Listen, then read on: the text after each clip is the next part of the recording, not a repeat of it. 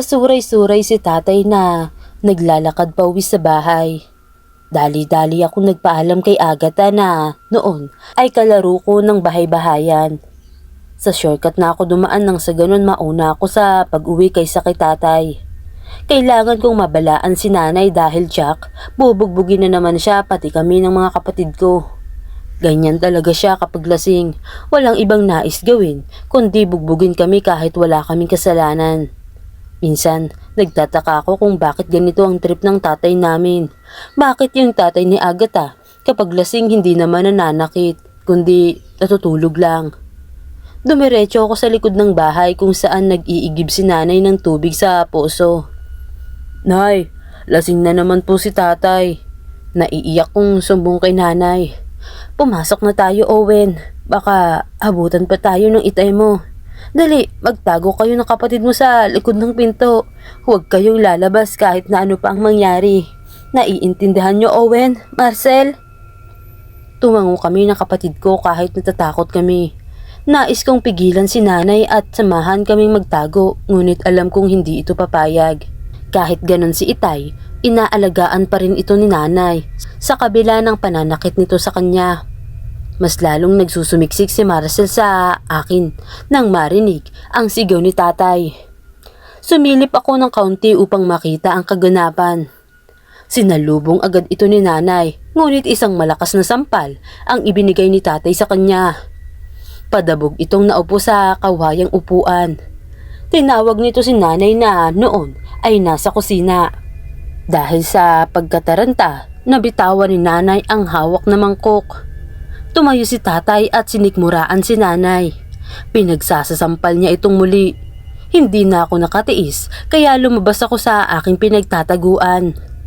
Nakasunod sa akin si Marcel na umiiyak din. Tay, parang awa niyo na. Tama na ho. Isa ka pa, mga walang silbi. Ibinalya ko ni tatay sa dingding. Tadyak, sipa at suntok ang aking natamo kay tatay. Umiiyak na sinaklolohan ako ni Marcel. Lingid sa aming lahat, may galit na nakamasid sa amin.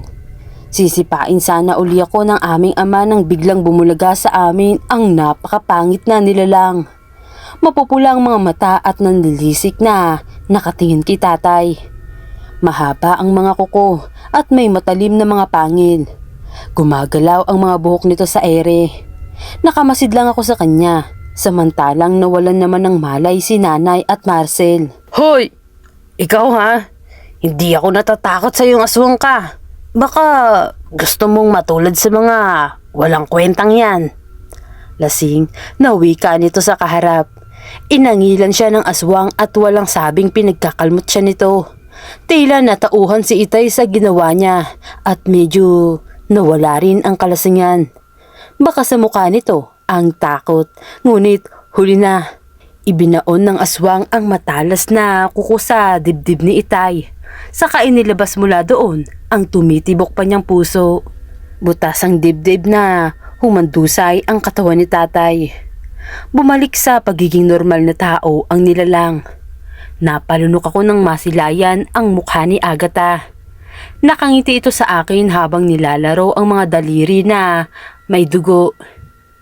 Ligtas na kayo, Owen. Wala na ang hinayupak mong ama. Huwag kang mag-alala. Tanging hayop lang ang kinakain namin at hindi tao.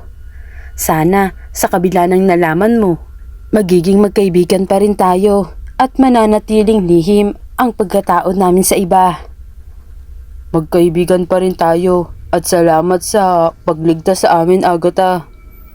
Biglang nawala si Agatha sa harapan niya nang gumalaw ang kanyang ina. Napatili pa ito nang makita ang bangkay ni tatay.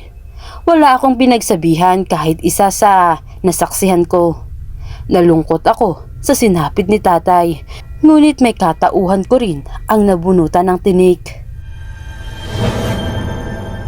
Umalis ako sa bahay ni Maria dahil pilit niya akong itinataboy palayo. Nalulungkot ako dahil simulat sa pool, may kaibigan na kami. Normal at okay naman ang lahat sa amin. Hanggang isang araw, may lihim akong nalaman tungkol sa kanya. Pauwi ako noon galing sa bookstore. Pababa ako ng jeep nang mamataan ko si Maria patungo sa kakahuyan. Tinawag ko siya, ngunit hindi niya ako nilingon. Sigurado ako na si Maria talaga ang nakita ko kahit nakatalikod. Palihim ko siyang sinundan. Sa isip ko, total maaga pa naman. Nakasunod pa rin ako sa kanya kahit masukal na ang daanan. Huminto siya at nagpalinga-linga kaya agad akong nagkubli sa makapal na damuhan. Nangatog ang tuhod ko sa nakita. Muntik pa akong maihi sa takot. Bigla kasing nangisay si Maria na tila ba nasapian. Naririnig ko rin ang paglagutok ng kanyang mga buto na parang nababali. Umaangil ito, saka humahangos ang paghinga. Nagkaroon siya ng mga pangil at humaba ang kanyang mga kuko. Naging kulay itim ang kanyang balat, saka tumutulo ang laway. Tumigil ang pangingisay ni Maria nang ganap itong nakapagpalit ng anyo. Nawala ang taglay nitong ganda at napalitan ng nakakakilabot na itsura. May gumagalaw sa likod ng mga ligaw na bulaklak. Mabilis itong lumundag patungo doon. Isang baboy ang sagpang nito sa lieg. Winakwak ni Maria ang tiyan ng baboy at takam na takam nitong kinain ang mga laman loob nito. Ininom nito ang dugo na waring isang tubig. Hinugot nito ang puso ng baboy at naglalaway na kinain ito ni Maria. Pakiramdam ko, babaliktad na ang sikmura ko, ano man ang sandali. Umatras ako upang umuwi. Ngunit hindi sinasadyang naapakan ko ang isang sanga. Napalingon ang aswang sa aking kinaroroonan. Akmang tatakbo ako nang bigla niya akong sunggaban. Sumubsob ang mukha ko sa lupa habang nakadagan sa aking si Maria. Para itong aso na sinisingot-singot ang leg ko. Hindi ko mapigilan ng umiyak.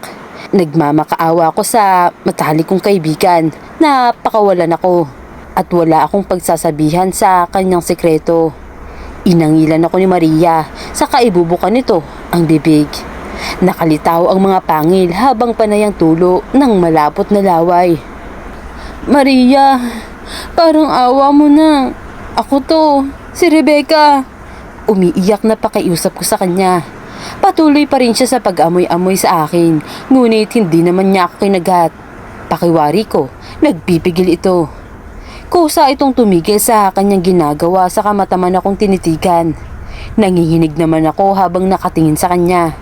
Umalis siya sa pagkakadagan sa akin at nawala ito bigla. Nanghihinang naupo ako at pinahid ang mga luha. Pilit kong pinakalma ang sarili bago lakas loob na umalis sa kakahuyan. Pagdating sa bahay, nakatulala pa rin ako. Nagtataka ang pamilya ko sa aking mga ikinikilos, subalit hindi ko sinabi ang tungkol kay Maria. Ilang araw ang lumipas bago nawala ang takot ko. Pinuntahan ko si Maria sa kanila upang kamustahin, subalit itinaboy niya ako palayo kahit ang kanyang mga magulang ay pinayuhan nila akong umalis na lang. Napabuntong hininga ako, saka bumalik sa bahay. Sa muli kong pagbalik, wala na ang pamilya ni Maria. Lumipat na ito sa may ibang bayan.